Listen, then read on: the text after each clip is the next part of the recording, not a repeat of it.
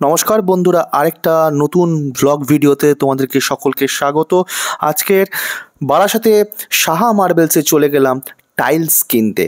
ঘরের মেঝে এবং রান্নাঘরে একটু রিমডেলিং কাজ হবে এবং তার জন্য টাইলস দরকার, টাইলস দিয়ে রিমডেল করা হবে, তার জন্য চলে গেলাম বারাসাতে টাইলস কিনতে।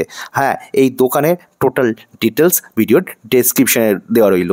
এখানে রয়েছে ভ্যারাইটি অফ টাইলসের কালেকশান এবং চলুন দেখে নিই সেই টাইলসগুলো মোটামুটি কালেকশান কী কী রয়েছে কিছুটা আপনাদেরকে দেখাই এবং আমি এর মধ্যে দিয়েই চুজ করব আমার বাড়ির ফ্লোরের জন্য এবং রান্নাঘরের ওয়াল এবং ফ্লোরের জন্য tiles.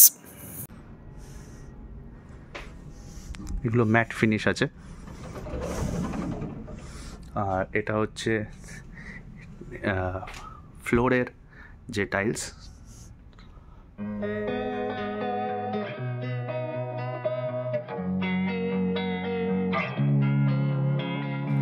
Losing time, I'm fading fast. I just wanna make it last. Try to let go of the past. I close my eyes, embrace the blast. Sleepless nights and headaches stack. Restlessness to hell and back. What's my purpose? What do I grab? A slippery surface, a heart attack. And sometimes you just gotta believe there's something that'll give you relief. There's something that'll have what you need.